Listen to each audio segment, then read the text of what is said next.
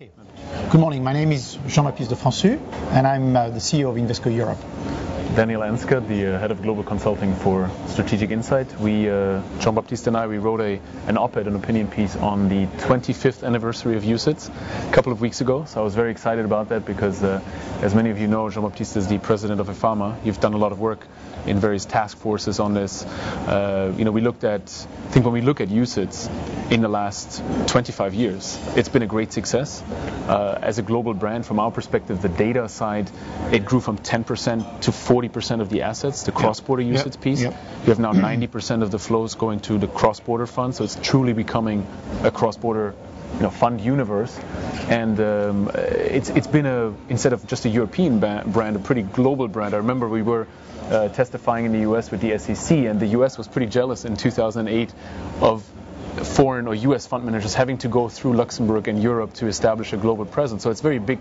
It's a big success. We're going to talk about challenges as well, but I guess your thoughts in your years with IFAMA on the UCITS side? Well, you've summed it well, Daniel. It's been a great success. It's been a slow progress. I mean, one should never forget that the first years of UCITS were pretty slow to capture AUMs, but clearly since early 2000, it's just the growth has just compounded to reaching now the 8 trillions of euros under management. And as you say, the global brand, more than 30% of the AUMs are coming from outside Europe today. A cross-border brand in all the markets in Europe, it's the predominant products that are being sold are either Luxembourg or Dublin domicile products, meaning there is a concentration more and more on two domicile across Europe. So it's a great success. It's a great success because it also is becoming a key vehicle to channel long-term investment in Europe to the economy, and it's playing to that extent a great role for the development of the European economy. And when you go through currently the sovereign debt crisis in Europe, I mean, the role played by many of those funds in terms of holding those papers should not be underestimated. But as you said, we have a couple of challenges. Well, I guess also maybe one more success story, because I remember we wrote a couple of pieces on Asia, Latin America. It's truly also in markets like Chile or in Hong Kong, and Singapore, and Colombia. And maybe that ties in with the challenge. They're very successful UCITS there, and we wrote 2 weeks ago a piece on Chile, and out of the pension fund, 150 billion in pension fund, 75 is in UCITS. A lot of Asia themes, a lot of emerging market themes in Asia. There's a lot of success with it, and I guess that's part of the challenge. It's not only a European question today; it's a global question of where we go. And to go to probably one of the most pressing point on that global challenge that we have is, of course, to make sure that the regulators and the politicians in Europe that have helped and continue to help shape the world of UCITS in terms of regulations and do talk to the Chilean regulator, do talk to the Hong Kong regulator and those politicians. And it's extremely important. Maybe we've not been good enough at doing this. So I know from exchange with Commissioner Barnier that this is very high on the European Commission agenda now. I spoke to Commissioner Barnier recently about this, and they really want to try and go out of their way to connect more with regulators again in all those markets. Now do you think, because I was a couple of months ago in Hong Kong talking to Martin Wheatley of the SFC in Hong Kong, and clearly he has been, let's take the example of Asia.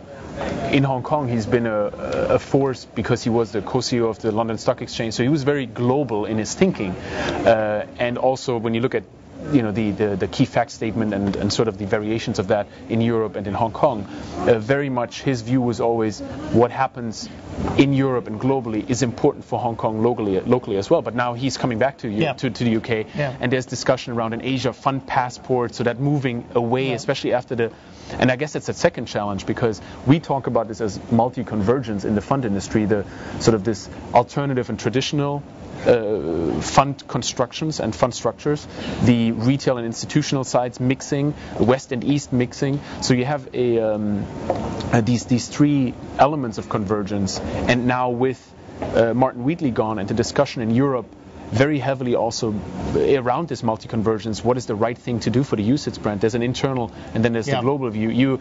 I know we're on the CEPS commission. What's your view? And I think it's a very important thing, because you said the channeling the long-term investments.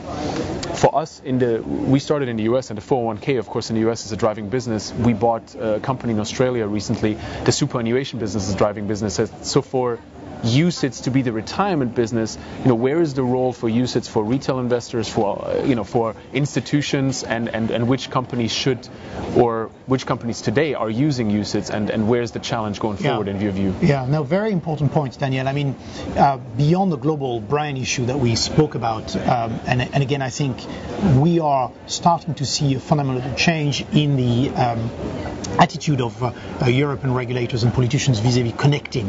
I want to insist on that point.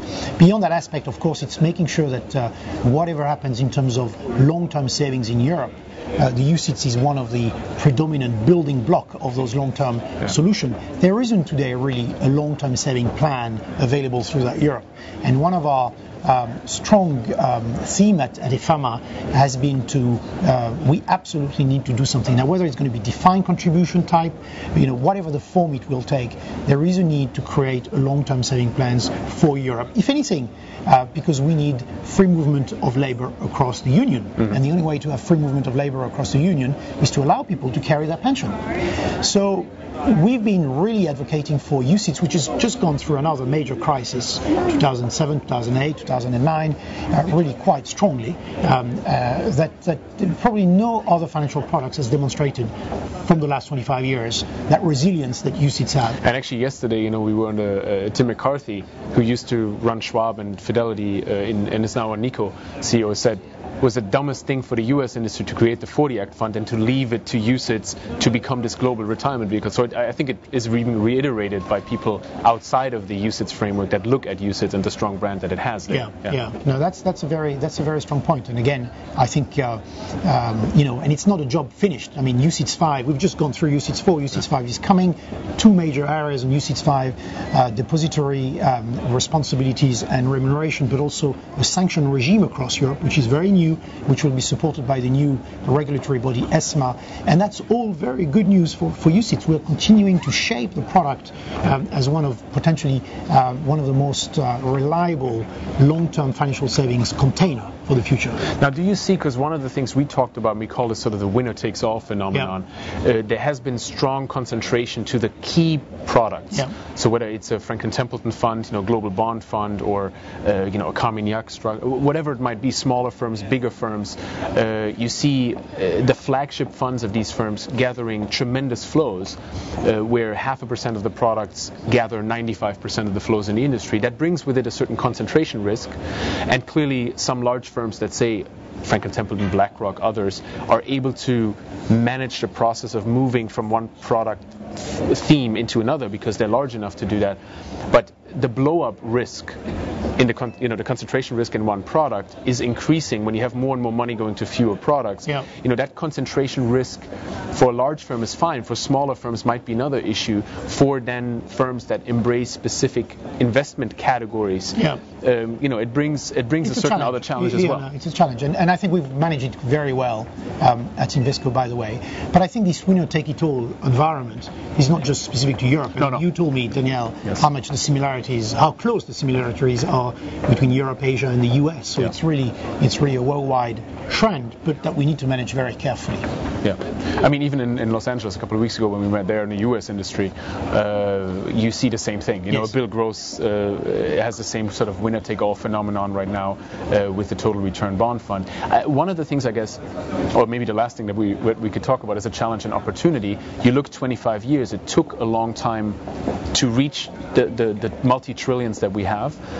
We looked at about 1,000 institutions and distributors and asked them what are the future product needs. Three things stand out: thematic funds, alternative funds, and investment solutions. So you have this whole question of, do you embed advice? Do you create themes that are being used? Or do you go into an absolute return approach? What are your thoughts around these three different areas? Look, I think ultimately it's down to the culture of the firms. Different firms are going to be doing different things. They either have the resources, the skills, or the expertise. So I wouldn't be able to generalize one way or another. I would say though that the big issue, or the big area where we need to do more work as an industry collectively is the notion of, are we giving advice advice, yes or no, and to what extent. And that is, I think, an area where more work needs to be done. And I understand it's not just here in Europe; it's across the board. Certainly, something where investors are waiting for us to be, to do a good job in terms of clarifying what is our role. Clearly, we do a lot of that here at the FundForum. We meet a lot of people. It's been great to see you, Jean-Marc. Thank you, Daniel. Thank you. Bye-bye. Bye.